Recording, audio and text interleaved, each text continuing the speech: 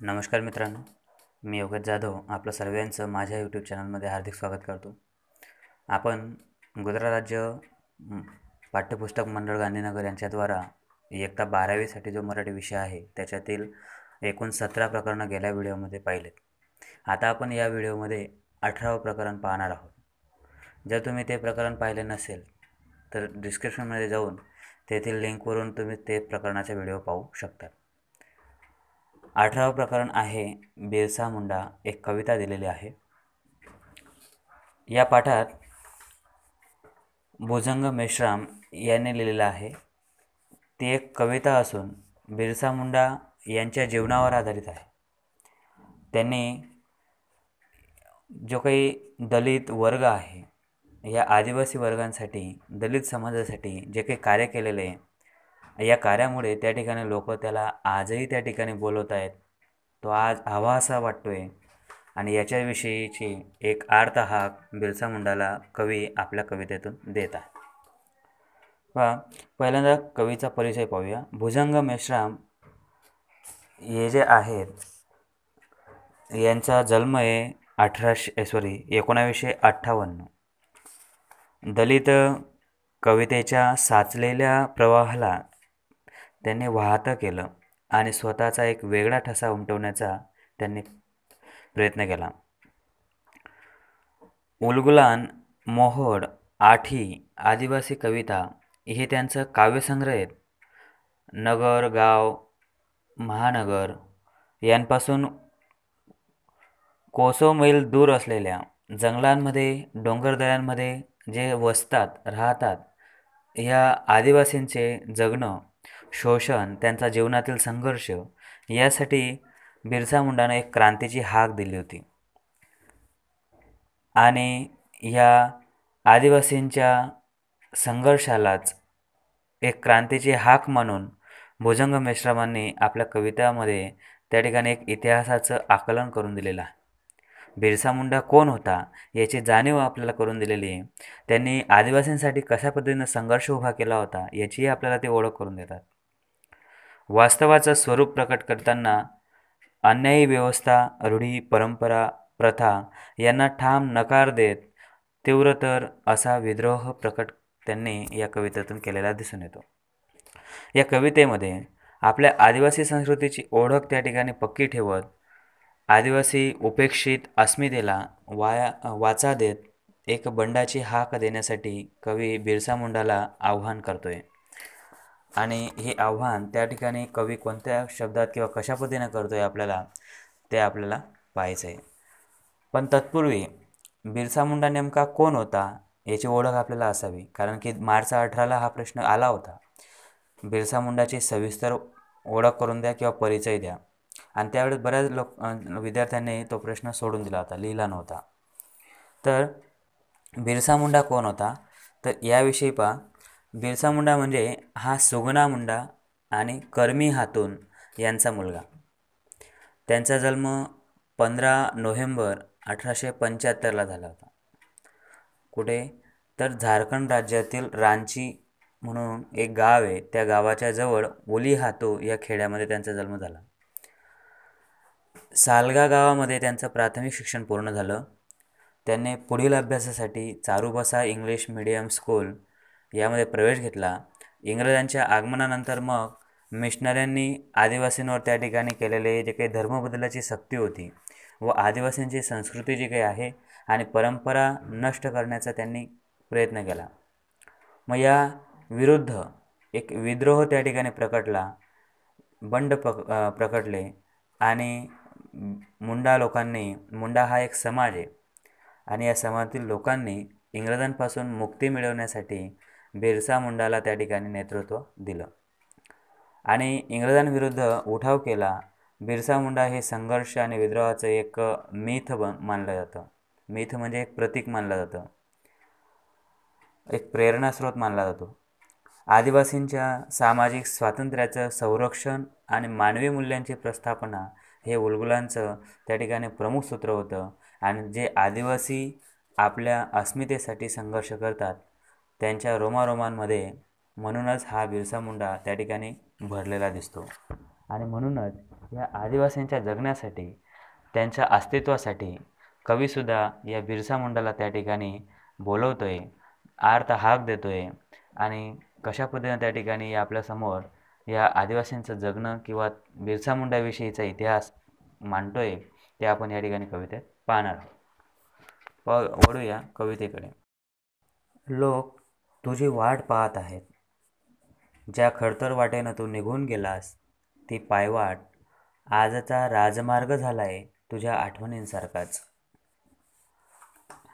कवी साचलेल्या प्रवाहाला वाहते करीत आदिवासी उपेक्षित अस्मितेला वाचा देत एक बंडाची हाक देतो आणि यासाठीच कवी बिरसा मुंडाला आव्हान करतो आणि म्हणतो की हे बिरसा, तू ज्या वाटेनं त्या ठिकाणी चालत गेलास किंवा गेला तू जीवन जगलास, ती वाट, ज्या खडतर वाटेनं तू त्या ठिकाणी जीवन प्रवास केला, तो जीवन प्रवास आजचा या आदिवासींचा जगण्याचा एक राजमार्ग झालेला आहे. तुझी आजही त्या ठिकाणी आठवण येत आहे. अगदी नागड्या रात्री दहशतीचं साम्राज्य असतानाही असंख्य तारखांसह चंद्र असावा तसा त्या ठिकाणी आईच्या मोडी बाजारात, तेंदूपानांच्या खड्यावर, व्याजात गेलेल्या शेतांवर, मजुरीच्या बटवड्यांवर, इतकेच नव्हे कोळपाखंडीच्या पोळात, बस्तरच्या गोटूलवर, इंदरवल्लीच्या बाजारात, चंद्रपूरच्या अरण्यात तूच दिसतोस रे आमच्यासोबत, सांग तुला कसं विसरावं. आणि म्हणून त्या ठिकाणी लोक म्हणत आहेत, पा नागड्या रात्री दहशतीचं साम्राज्य असतानाही, भयानक रात्री त्या ठिकाणी दहशतीचं साम्राज्य त्या ठिकाणी आहे, तरीसुद्धा असंख्य तारखांमध्ये त्या ठिकाणी चंद्र जसा त्या ठिकाणी लखलखतो, प्रकाशित होतो किंवा असतो, अगदी तसाच तूसुद्धा या आईच्या मोडी बाजारांमध्ये, तसंच तेंदूपानांच्या खड्यांवर, व्याजापोटी गेलेल्या शेतांवर, खडे म्हणजे त्या ठिकाणी एक शेतीचं जे काही माल येतो तो माल साफ करण्यासाठी एकच जागा सोडलेली असते मोकळी, जे त्या ठिकाणी त्याला खडं म्हणतात, जिथं गुरंढोरं पण बांधले जातात किंवा त्या ठिकाणी गुरांचा चारा वगैरे त्या ठिकाणी संग्रहित केला जातो. हा एक ग्रामीण भागामध्ये दिसणारा प्रकार आहे, परंतु शब्द जवळपास सर्वत्र वापरला जातो. तर तेंदूपानांच्या खड्यांवर, व्याजापोटी गेलेल्या शेतांवर, तेंदूपानं म्हणजे त्या ठिकाणी आदिवासी या झाडांचे पानं गोळा करतात, जी पानं त्या ठिकाणी बाजारात विकली जातात आणि ज्याच्यावर त्यांचा उदरनिर्वाह चालतो. आणि म्हणून या जंगलांवर जे काही अतिक्रमण त्या ठिकाणी कंत्राटी विभागाने घेतलं, त्यासाठी या आदिवासींचा विरोध म्हणूनच आहे. मजुरीच्या पैशांवर, बटवडा म्हणजे त्या ठिकाणी एक पैशांचं पाकिट म्हणतो त्याला बटवडा म्हणतात. जसं की एखाद्या म्हातारे आजी असेल किंवा कोणी म्हातारे लोक असतील, कमरेला एक पिशवी खोचतात पहा पैशांसाठी, त्याला बटवडा असं म्हणतात. म्हणून मजुरीच्या पैशांवर इतकेच नाही तर येथील कोळपाखंडीच्या घोडक्यात, कोळपाखंडी म्हणजे धोकेबाज जे काही व्यक्ती आहेत, ह्या धोकेबाज व्यक्तींच्या घोडक्यात, समूहात, बस्तरच्या इलाख्यावर, बस्तर म्हणजे त्या ठिकाणी छत्तीसगडमधील आदिवासी समाज जो काही असतो, या आदिवासी समाजाचा जो काही इलाका असतो किंवा जो काही परिसर आहे त्याला बस्तर म्हणतात. बस्तरच्या इलाख्यावर, इंदरवल्लीच्या बाजारात, चंद्रपूरच्या अरण्यात, सर्वीकडे त्या ठिकाणी हा बिरसा मुंडाच त्या ठिकाणी दिसतो. चंद्रपूर हे महाराष्ट्रातील एक जिल्हा आहे, त्या ठिकाणी एक मोठा अरण्य आहे आणि या ठिकाणी आदिवासी समाज वसतो. ठीक आहे. आणि म्हणून या सर्वत्र परिसरात हा बिरसा मुंडा लोकांना दिसतो आणि म्हणूनच ते म्हणतात की हे बिरसा, आणि म्हणून आम्ही तुला कसं विसरणार आणि का विसरणार. पुढे बा, आम्ही कधी कधी त्या ठिकाणी जेव्हा आश्रमशाळांमध्ये जातो, मुले विचारतात, काका बिरसा मुंडा कुठे राहतो. त्यावेळेस मला सांगता येत नाही त्यांच्या स्वप्नाळू भाषेत उत्तर, तेव्हा मी बयान टाळणारा एक आरोपी होतो. हे बिरसा, जेव्हा मी त्या ठिकाणी आश्रमशाळेत जातो तेव्हा मुलंसुद्धा विचारतात की काका बिरसा कुठे राहतो. म्हणजे बिरसा हा त्यांच्यापर्यंतसुद्धा पोचला आहे. त्यांच्या स्वप्नाळू भाषेत मला त्या ठिकाणी त्यांचं उत्तर देता येत नाही, त्यावेळेस मी त्या ठिकाणी एक बयान टाळणारा आरोपी होतो. न्यायालयात जसा एखादा आरोपी असतो, जो त्या ठिकाणी आपला बयान म्हणजे आपलं त्या ठिकाणी जे बोलणं आहे ते टाळतो, असा बयान टाळणारा मी त्या ठिकाणी एक आरोपी होतो. आणि हे म्हणूनच हे बिरसा तो मुलांपर्यंत त्या ठिकाणी पोहोचला. तेव्हा मुलांपर्यंत तर तू पोहोचलाच आहेस, बाराखडींसारखा कोणी सांगावं, मुलांच्या स्वप्नातही तू जात असशील तुझी रहस्य सांगायला. परंतु त्या तमाम लोकांचं काय, जी त्या मुलांसारखेच तुझी वाट पाहत आहेत. हे बिरसा, तू त्या ठिकाणी मुलांजवळ तर अगदी बाराखडी जशी प्रत्येकाजवळ पोहोचतेच, अगदी त्या बाराखडीसारखा तू त्या ठिकाणी पोहोचला. कदाचित तू त्यांच्या स्वप्नातही जात असेल तुझी रहस्य सांगायला. परंतु त्या तमाम लोकांचं काय, त्या सर्व लोकांचं काय, जे तुझी अगदी मुलांसारखी, पोटाच्या मुलासारखी वाट पाहत आहेत. हे बिरसा, आईला पहाटेच्या जात्यावर तुझीच गाणी गाताना मी ऐकत असतो डोळे मिटून. डोंगर उतरणीवर बाया रेलो रेलोची तुला घालतात शपथ, तीही मी घेतो बांधून. आईला सुद्धा मी पहाटे जात्यावर त्या ठिकाणी जे काही गाणे आई गाते, या ओव्यांमध्ये सुद्धा तुलाच त्या ठिकाणी ऐकलेलं आहे. मी ते डोळे लावून त्या ठिकाणी ऐकत असतो. डोंगर उतरणीवर जे काही बाया आहेत, त्या बायासुद्धा तुला रेलाव रेलावची शपथ घालतात. रेलाव एका देवतेसाठी त्या ठिकाणी वापरलेला शब्द आहे. जसं आपण देवाची शपथ असं म्हणतो, तसं ह्या लोक त्या ठिकाणी आदिवासींसाठी आदिवासी समाज त्या ठिकाणी रेलाव या पद्धतीची एक देवता मानतात आणि त्याची शपथ त्या ठिकाणी या बिरसा मुंडाला घालतात. आणि मी ही शपथसुद्धा डोळ्यांमध्ये त्या ठिकाणी बांधून घेतो, कारण तू कधीतरी यांना भेटशील अशी मलासुद्धा एक आशा त्या ठिकाणी लागून आहे. मजूरदार पात हाकताना, जागल करताना, गुरं वळवताना, गवत निंदताना, या हातावरून त्या हातावर देतात तुला प्रसाद वाटावा तसा, तीसुद्धा मी घेतो आणि वाटतो. कवी म्हणतोय की जसं मजूर आहेत, हे त्या ठिकाणी पात हाकताना, पात म्हणजे पानं कापताना, गवत कापताना, रात्रीचा पहारा देताना, जागल म्हणजे पहारा देणे होतं, पहारा देताना, गुरं वळवताना, गुरं वळवणे म्हणजे गुरं हाकलणे, गुरं वळवताना, गवत नेताना, या हातावरून त्या हातावर जसा आपण प्रसाद देतो, अगदी तसा प्रसाद वाटावा तसा त्या ठिकाणी ते वाटतात तुला, ह्या हातावरून त्या हातावर. आणि मी सुद्धा हा प्रसाद घेतो आणि लोकांना वाटतो. हे बिरसा, सांगायचा मुद्दा म्हणजे मी शिकत असतो तुझ्या आदिम विद्यापीठाची विषववृत्ती रेषा. म्हणजे मी ह्या प्रसादातून त्या ठिकाणी शिकतो. तुझ्या आदिम म्हणजे पूर्वीच्या विद्यापीठाची विषववृत्ती रेषा कशी होती ते मी त्या ठिकाणी पाहतो, शिकतो. एवढंच नाही तर लोक फक्त गाणेच गातात असे नव्हे, ते ऐकतात, बोलतात, मरतात घरदार, शाळा, बाजार, मोर्चा आणि जंगलांमध्ये. कशासाठी? एका सशक्त बदलासाठी. खरं तर ह्यापैकी तुला कोणीही पाहिलं नसेल, अगदी मी सुद्धा. म्हणून तर आमच्या असंतोषातून तूच मला दिसतोस एकटा. हे लोक त्या ठिकाणी फक्त गाणीच गातात तुझे असं नाही आहे, तर ते ऐकतात पण, बोलतात पण आणि मरतात सुद्धा. कशासाठी?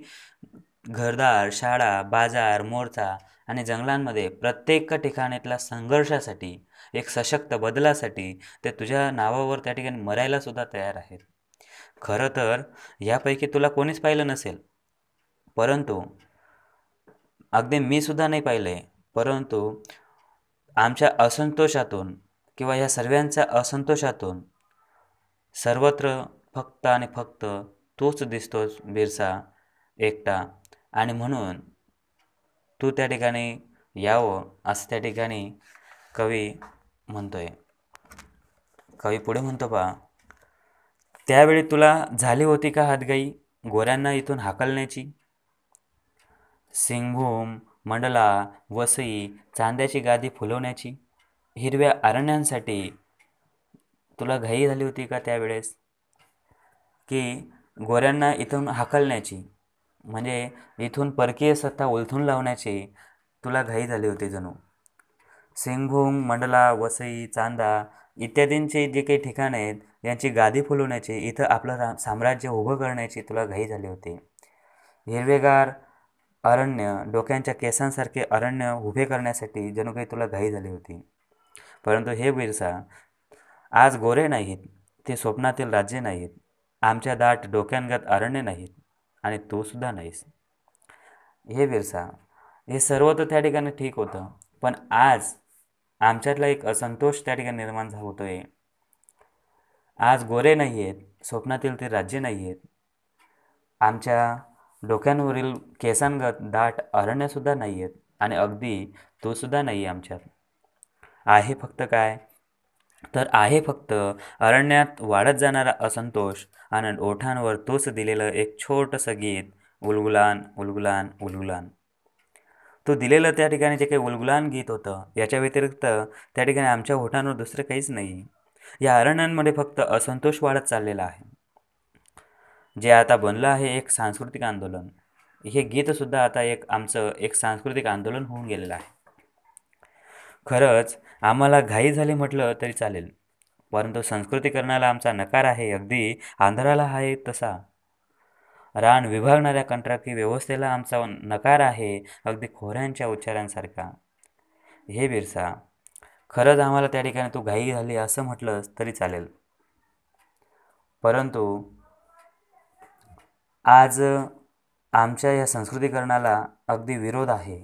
जसा अंधाराला त्या ठिकाणी प्रकाशाचा विरोध असतो, जसं खोऱ्यांतील उच्चार त्या ठिकाणी तीव्र येतात, अगदी तसा तीव्र विरोध आमच्या ह्या रान विभागणाऱ्या, जंगल विभागणारा जो काही कंत्राटी विभाग आहे किंवा व्यवस्था आहे, या व्यवस्थेलासुद्धा आमचा तसाच विरोध आहे.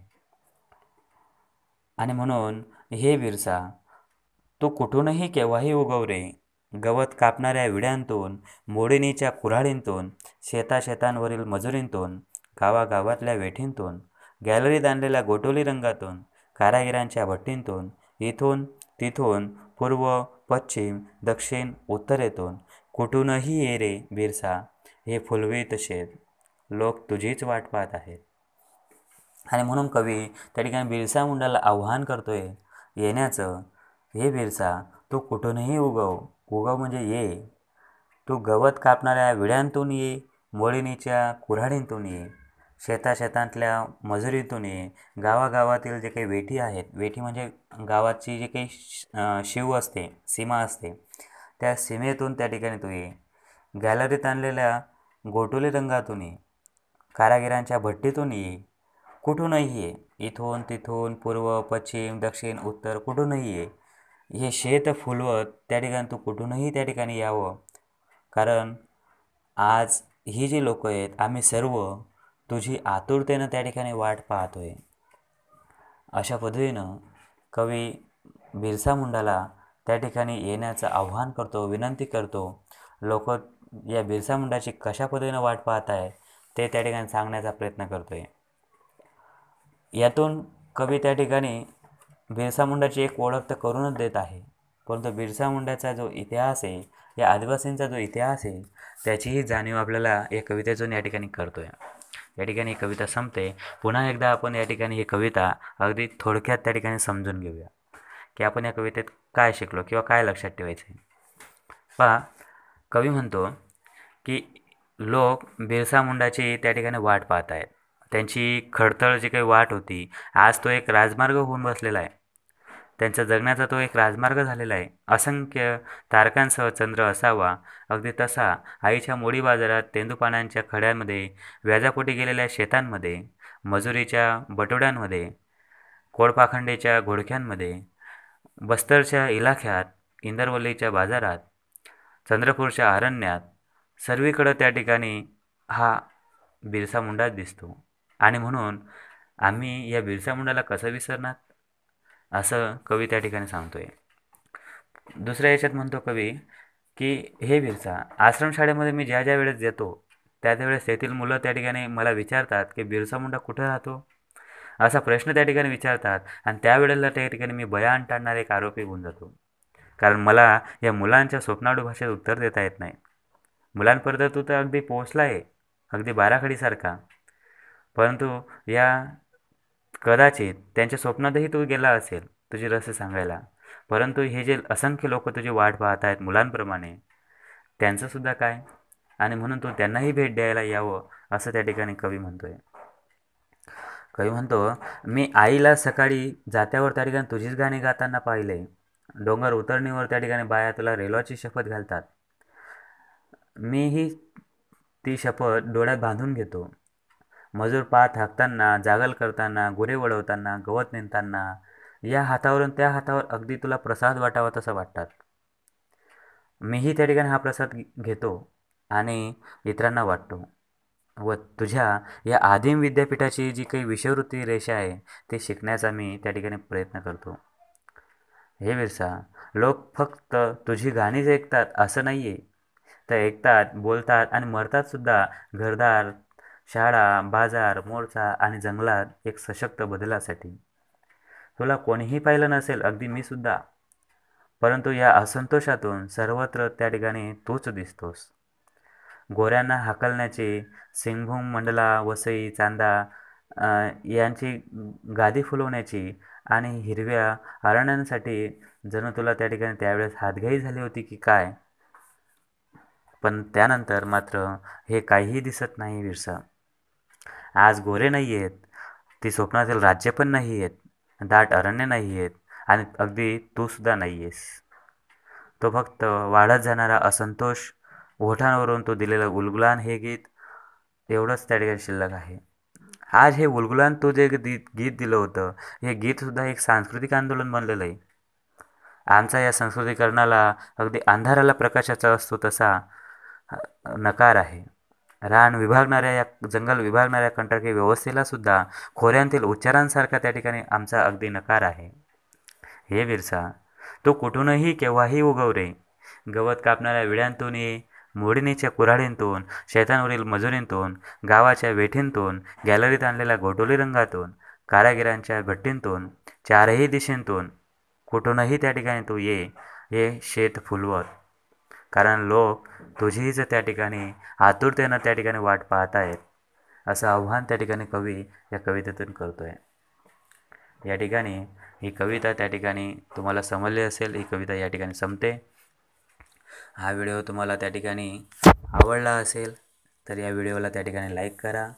असेच नवनवीन विषयांचे नवीन व्हिडिओ त्या ठिकाणी तुम्हाला या चॅनलवर पाहायला मिळतील. जास्तीत जास्त विद्यार्थ्यांपर्यंत हा व्हिडिओ शेअर करायला विसरू नका. चॅनलला सबस्क्राईब केलं नसेल तर सबस्क्राईब करा. व्हिडिओ पाहण्याबद्दल धन्यवाद.